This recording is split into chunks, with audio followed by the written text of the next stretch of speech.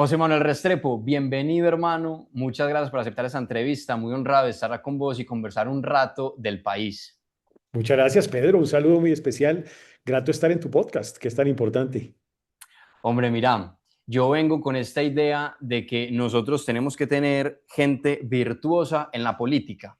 Es decir, la virtud tiene que estar presente en la vida de las personas, tanto en ese mundo privado como en ese mundo público.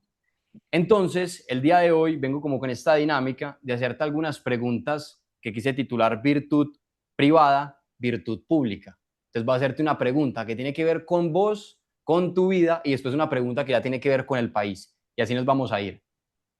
¿Te parece bien? Perfecto, hágale Listo, nomás. maravilloso, hermano. Entonces, la primera pregunta que tengo para vos es la siguiente. Vos ves que ahora hay mucho joven que no quiere casarse, que no quiere tener hijos, que no le gusta estudiar y que incluso busca formas fáciles de hacer dinero.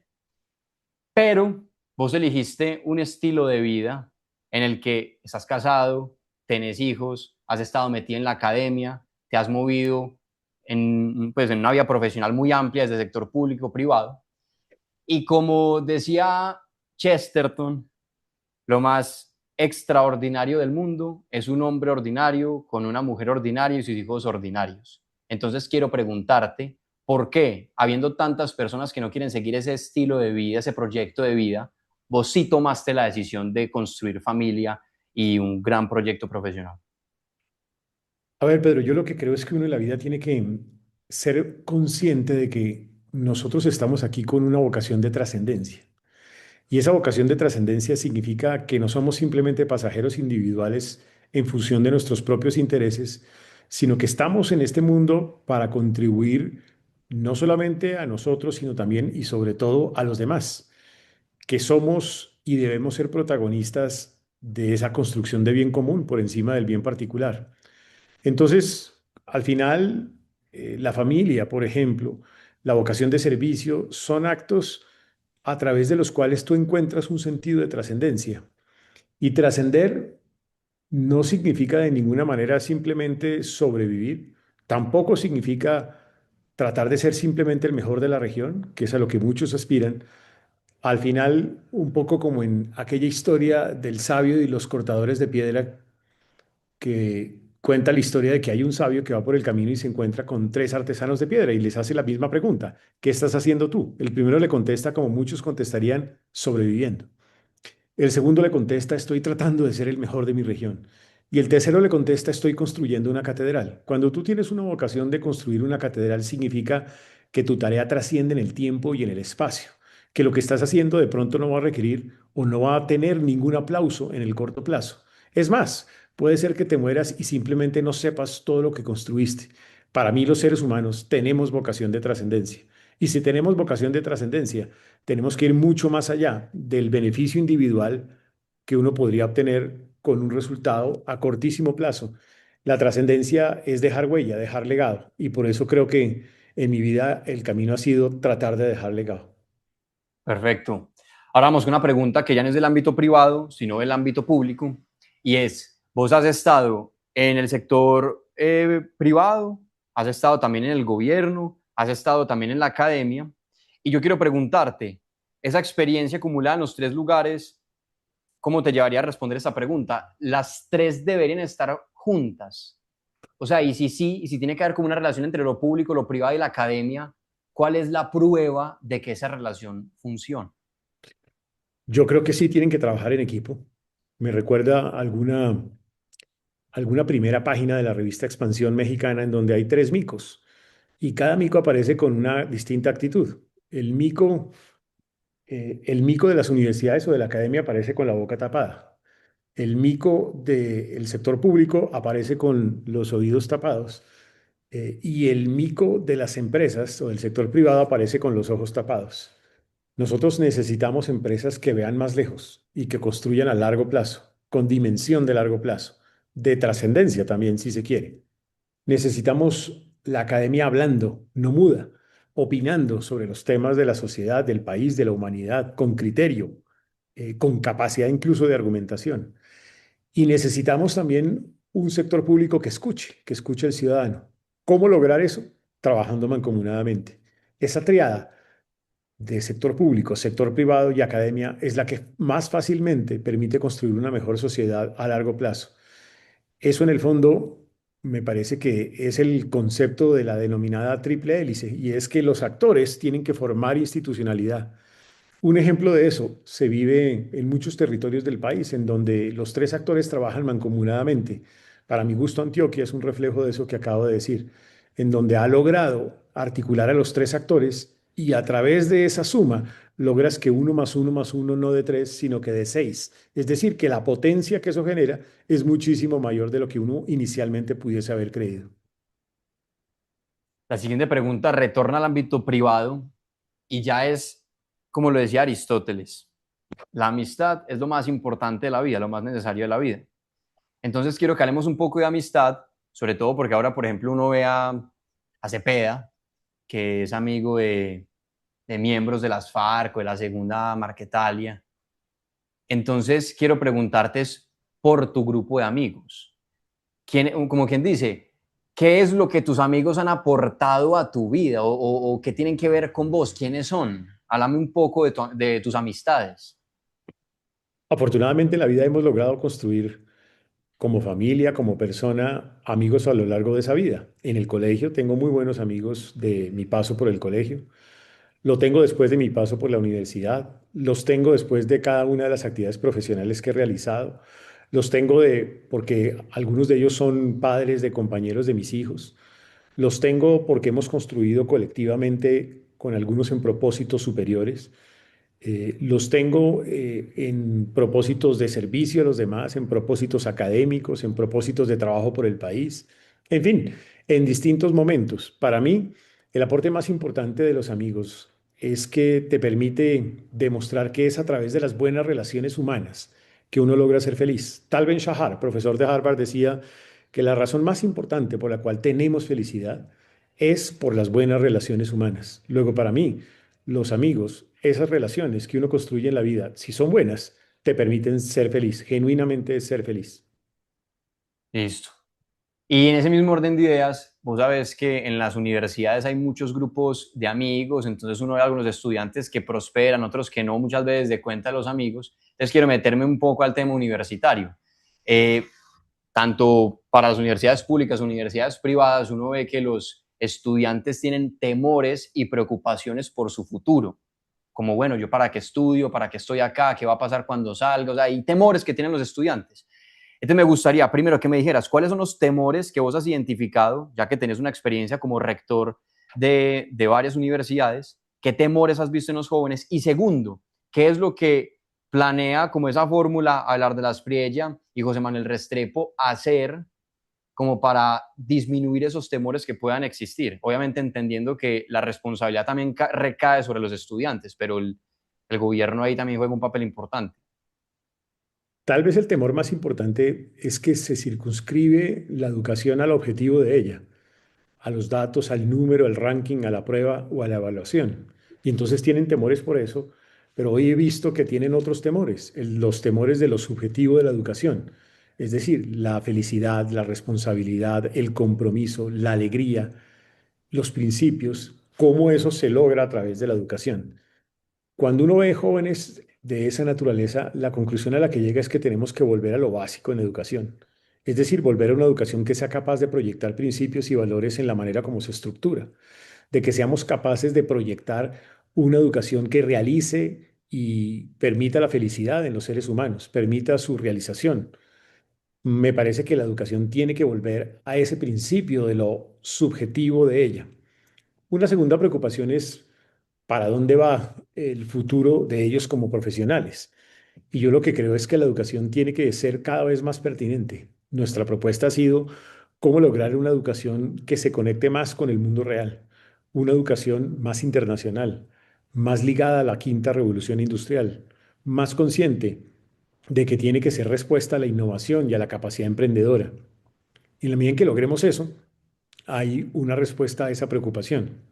Y la otra preocupación que puede surgir es si al final de ese camino van a engrosar o no la lista de los ninis, de esos jóvenes que ni estudian ni trabajan posteriormente o antes.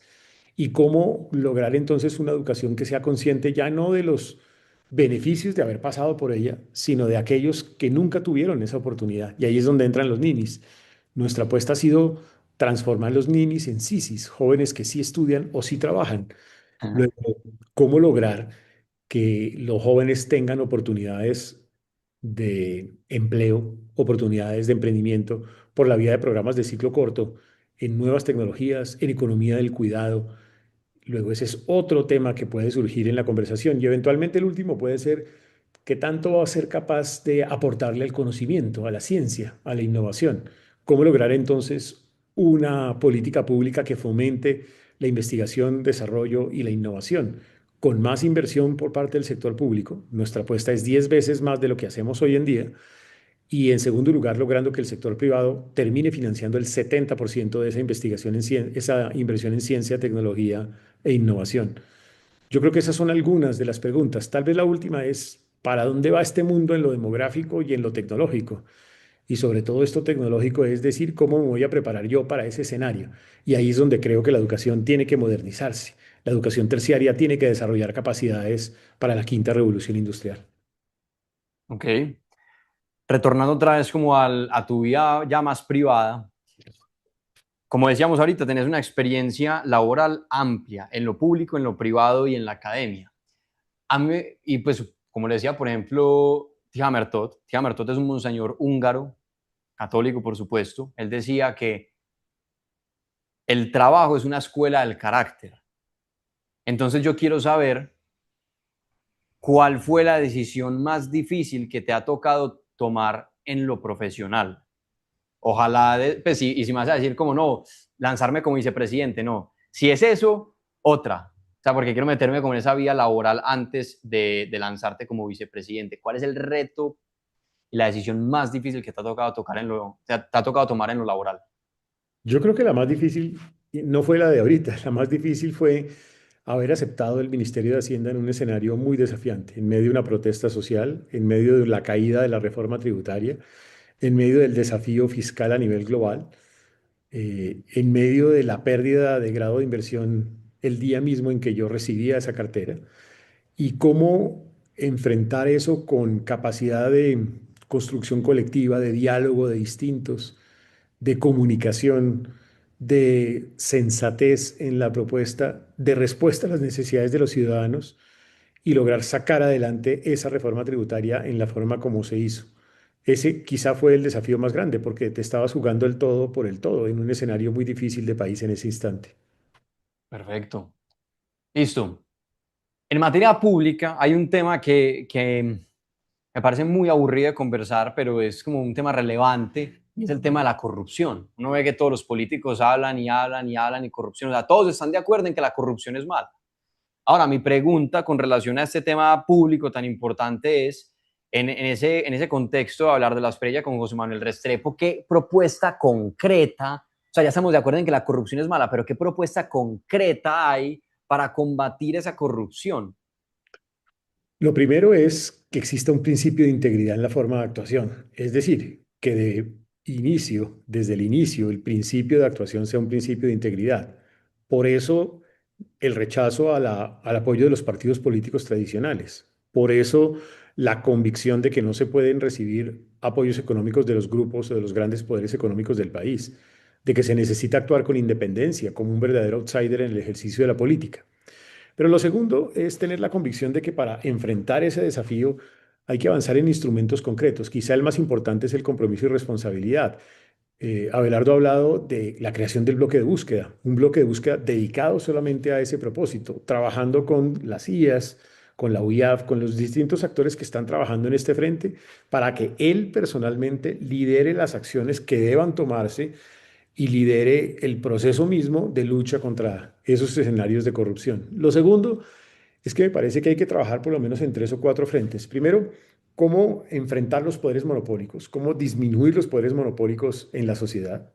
Segundo, cómo eliminar tanta discrecionalidad en las decisiones de política pública, que se liga con el tercero, que es generar más accountability, más seguimiento Y esto se puede hacer a través de un instrumento que hemos venido contemplando, que es el uso de tecnologías distribuidas, blockchain, por ejemplo, para que en los 2030, ojalá la totalidad de los procesos de contratación se hagan a través de plataformas distribuidas, donde tú tienes el control completo de toda la decisión, de todo el proceso de contratación, de los contratistas, de las fechas, de los contratos, de los sectores interesados, de los municipios beneficiados, de los proveedores, etcétera.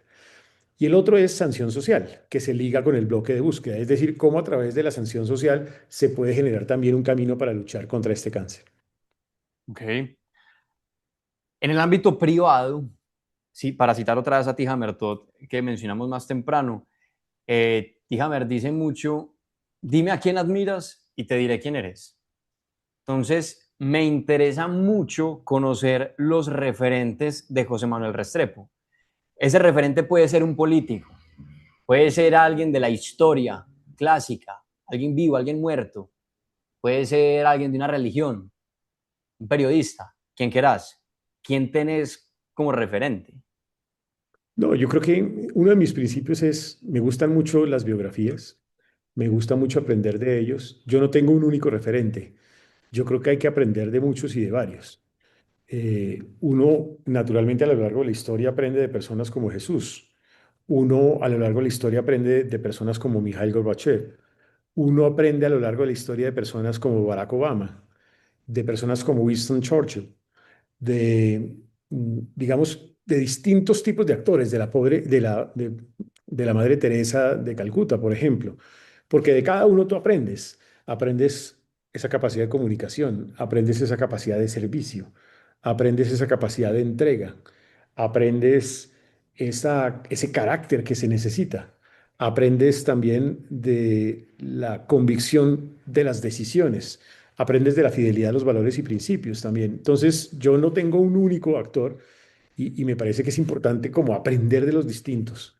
Yo por eso cuando me preguntan a quién admiro puntualmente, no, nunca tengo un solo nombre. Me parece que al final tú tienes que construir tu propio modelo de liderazgo, pero lo construyes a partir de aprendizajes de muchos. Listo. Termino con esta última pregunta.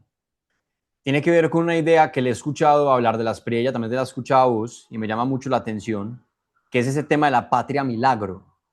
Estos últimos minutos para mí es como para que nos aterrices esa idea, porque pareciese que es un tema como que invita a mucha gente como a soñar. Y es bueno, o sea, ese milagro, ¿qué tan viable es? Porque es posible. ¿Cómo es posible? O sea, háblanos un rato de eso. Es patria milagro, ¿qué es eso? Lo primero es que quiero que muestres el libro que me acabas de mostrar antes de iniciar la entrevista, que es Este es. mi libro que se titula Al borde de la esperanza. Patria Milagro fue la razón por la cual Abelardo me conquistó para aceptar la vicepresidencia, porque era absolutamente coherente con lo que yo había recientemente escrito, que se llamaba Al borde de la esperanza. Patria Milagro es un llamado a que el país tiene más oportunidades y no solamente tiene problemas. Patria Milagro es un paso de la prehistoria al futuro. Es un paso de la camorra en la que estamos a las oportunidades que podemos construir hacia adelante. Patria Milagro entonces es el mensaje de optimismo de que aquí no nos vamos a quedar solamente llorando sobre la leche derramada o criticando lo que ha hecho o no ha hecho, ha dejado de hacer o no el actual gobierno, naturalmente sabiendo que se ha equivocado en muchos frentes, pero no tiene sentido seguir concentrado en eso. El camino es, vamos a construir para adelante. Luego, Patria Milagro es la oportunidad de un país más próspero, con posibilidades de crecimiento, reconociendo sus activos valiosos, la biodiversidad, territorios pujantes y extraordinarios, el mejor talento emprendedor de América Latina, según el Foro Económico Mundial. Pero también significa reconocer las oportunidades y la urgencia de trabajar en la justicia con los más vulnerables. Es el tránsito de que no nos concentremos solamente en la lógica de los nadies, sino en la lógica de los que nunca han recibido una oportunidad, de los que nunca han recibido un subsidio, de los que nunca han vivido de la teta del Estado, de los que nunca han dejado de perder la esperanza, de los que nunca han entregado o tirado la toalla y que siempre han estado allí esperando para tener su oportunidad. Por eso nosotros decimos que esta es la oportunidad para los que nunca, por oposición a los de siempre. Luego, la patria milagro es la oportunidad de construir con los que nunca, con los nunca, si se quiere. Es un momento también en donde necesitamos construir el milagro de la seguridad. No podemos seguir en un escenario en donde prima la extorsión, el delito, el chantaje, la corrupción, la seguridad en todo sentido. Y es un momento en donde vamos a construir el milagro de un país que tiene que proyectarse a esa quinta revolución industrial, de que sea protagonista en los temas de inteligencia artificial, de Internet de las cosas, de computación cuántica, de biotecnología, de competitividad. Es la oportunidad para soñar un país en donde los jóvenes tengan posibilidades, donde los adultos mayores no terminen en soledad, donde los campesinos retornen al campo y le vean sentido a través del emprendimiento rural a esas oportunidades, donde seamos conscientes del independiente que tiene su pequeño negocio y necesita tener acceso a la financiación y no termine en la esclavitud financiera del gota a gota y del pagadiario, donde terminemos también en el tránsito de muchos actores de la informalidad a la formalidad. Yo creo que es un momento en donde tenemos que rescatar las capacidades que siempre hemos tenido como país, pero que en medio de esta discusión, de esta peleadera, están ahí dormidas. Llegó el momento de despertar esas capacidades como país, construir la patria milagro, que significa estar al borde de la esperanza. Ok. O sabes que a la gente le gusta mucho como tener como punticos como muy precisos para llevarse para la casa. Entonces, en ese caso, eh, tres necesidades para poder cumplir con esa patria milagro. ¿Qué tiene que ocurrir? Tres punticos que tienen que ocurrir sí o sí para que seamos ese lugar milagro. Que no nos quedemos con 2,5 millones de jóvenes que ni estudian ni trabajan. Que en 2030 los saquemos a todos de esa condición de ninis para convertirlos en sisis, o que sí estudian o que sí trabajan.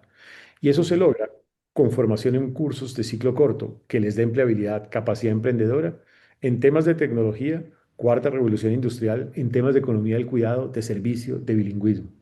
Dos, que seamos conscientes de que en 2030 tenemos que acabar el gota a gota y pagadiario, porque como lo dije, es una forma de esclavitud financiera. Y hoy hay 10 millones de hogares en Colombia que sufren con esa forma de crédito que termina ligado, entre otras, además, con el delito, pagando el 700% de efectivo anual. Eso es inaceptable para muchos tenderos, para muchos comerciantes, para pequeños industriales, para personas, para esos independientes que tienen su pequeño negocio y que tengamos la capacidad también, en un gobierno en donde hay dos hombres al frente, de tener el mejor programa para atender a la mujer y a los jóvenes. Y particularmente en el caso de la mujer, para empoderar a la mujer, para darle oportunidades de crecimiento en materia de empresarialidad, para que la cuidemos de violencias sexuales, psicológicas, para que seamos o hagamos de la política en beneficio de la mujer una política de Estado, para que atendamos a la mujer rural, que tiene que ser prioritaria, y que le demos acceso a la tierra, pero de verdad, no como ha sucedido en este gobierno, en donde el acceso, el programa solamente ha cumplido cerca de un 15% realmente de lo que se había propuesto. En fin, para que les demos la posición de importancia que ellos se merecen y para que le demos a los colombianos la posibilidad de una patria en donde reine genuinamente una integridad y una lucha activa contra esos escenarios de corrupción. Listo. Señor José Manuel Restrepo, muchas gracias por la entrevista, hermano. Sé que Muchas tenías un gracias, día Álvaro. bastante atareado, entonces yo creo que con eso ya quedamos ahí varios temas ahí pues atendidos. Entonces te deseo una feliz tarde y muchos éxitos. Está muy bien, Abrazo. hermano. Gracias. Que estés muy bien. Chao, chao. Igualmente.